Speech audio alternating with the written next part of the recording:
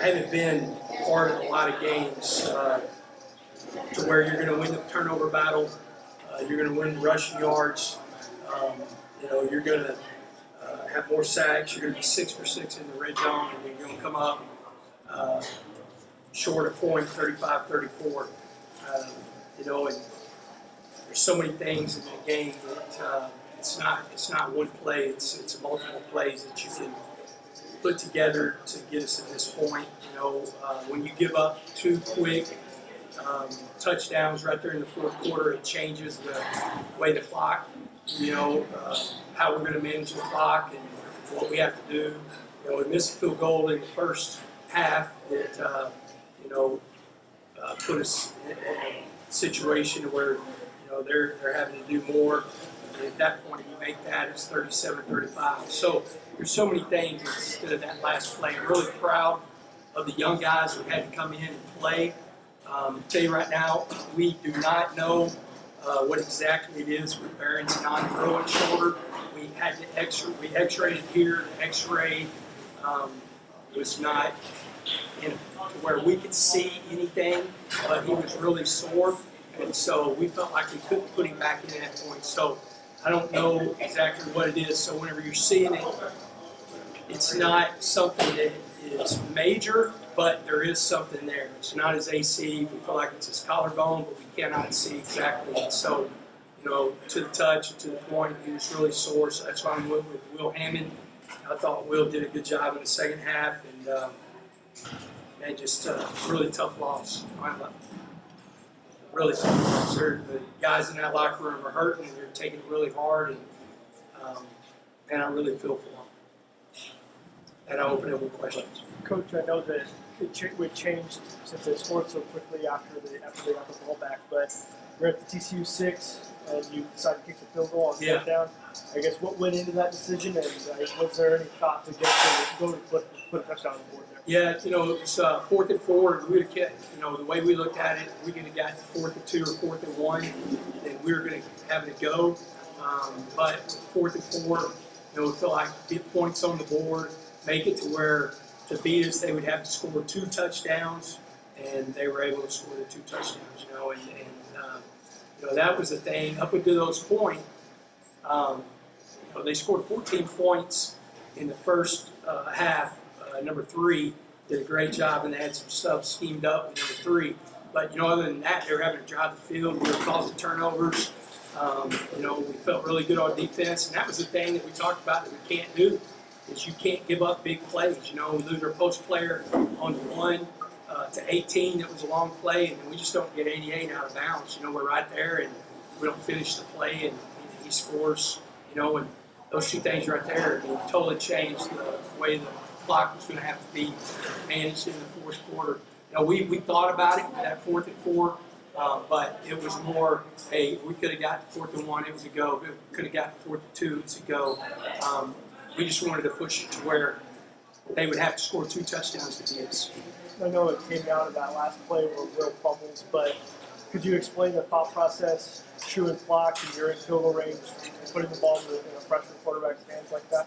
Yeah, we were really, we put it in his hand the entire second half, so that's the biggest thing. Will feels terrible, and I said, Will, there's going to be so many other plays throughout this game. That's just the one that everybody's going to see, and it's easy to talk about. Really, we were trying to get the ball centered. We were in a good position to kick the field goal. We felt like we could, pick up some yardage with that play, and it's frustrating. I'll see it. The frustrating thing was, not the frustrating thing, but like on that play, you see the fumble. They call that we're down on the field, so you would think you've got to see definitive recovery. And it's going to be interesting to see that because from our point of view, our tablets, everything like that, you couldn't see a definitive recovery other than after it was all over in the pile and we felt like Will had the ball, and we're going to the next play. Coach, let's just, if you mind, just going into Will's performance just a little bit more. That's a really big stage he just kind of had to step into, especially as a freshman. Came out here for 121 yards and a touchdown. No interceptions in the second half. Of course, he had that last fumble, but like talking about like how he ended the game, yeah, but like talk about how he basically gave y'all the 2-touchdown lead in that second half too. Yeah, if you take that last play, which everybody's going to talk about the last play, but up until that point, there's a couple plays in there you'd like to have back, but he played really well, and it didn't surprise me at all. That guy comes out and prepares. He every Tuesday before we ever go to meetings, he is in the indoor going through the script for Tuesday's practice. And that's just how he is. And we've talked all year long. If something happens where I've always said if Barry's helmet comes off and we can't get it fixed for a couple of plays, and you've got to lead us down to score, can you do it? He's, without hesitation. And that's the deal. I hate it for him because, again, we're down 35-34, and he led us down the field again to have the opportunity to kick a field goal. And, man, it's just unfortunate right there that we don't get that opportunity to kick the field goal. And Coach, on defense, it seems like y'all get a bit of a mixed bag this year. It's like you make the outstanding play, y'all play well, you get takeaways, you make stops, but every once in a while it's like the other team can pop a big play on us. What is that next step to take to where it's like, all right, we're moving from a good defense to the point where we want to be elite defense? Yeah, the two big plays are the ones that's going to come back and really kick us in the tail because I really did, up to that point, I thought we played a really good game. I think we executed the game plan. We tried to pressure the quarterback more, with different, sim pressures or man-free pressures. I mean, I thought in just rushing 4, we just rushed 4 on that one that we got the sack fumble with Harvey Dyson. And I thought they did a good job. It goes back to, being in position to make plays. The second to the last one where we gave up the big play, man, I just frustrated because you want, when you're talking about them driving the field, you want to have a post safety in the middle of the field, and we didn't. And we lost him. We have to see on film exactly where he ended up. If they had a route that pulled him, but if you have a post safety in the middle of the field, you got a chance to knock that ball down, and we didn't. And then those two, we just kept talking. Get the ball down. Make them drive the field. Whenever we made them drive the field, they made mistakes. That was the whole part of it. And then we give up 2 cheap touchdowns and end up losing the game off of 2 cheap touchdowns. 2 things that we couldn't do, and one thing that we couldn't do, and we did them on 2 consecutive drives. How much did you expect saving on the play under center? Was it more or less than you expected going? We expected some Wildcat stuff, so we had some stuff called for that. We did not play. Everybody calls it imposter whenever you got a receiver in the backfield. So the touchdown, the post, the backer doesn't get over. I mean, if nothing else, you want the backer to friggin' take a 15-yard penalty. And we let him run free. And again, you go back on that play. We don't have a post safety in the middle of the field again. Now, it's a call, so we're not going to. We've got too high, and he splits them. But you want to recognize that, and you want that linebacker running, but you also, Jay, if he goes up to shoot and we lose, you just got to grab onto him. We totally missed him. Those are 2 big plays in the first half. I thought we adjusted well to it because those are the only, for a long time, the only points that we gave up, and until that 4th quarter. There is a growing conversation that there's a good chunk of missed tackles in these games.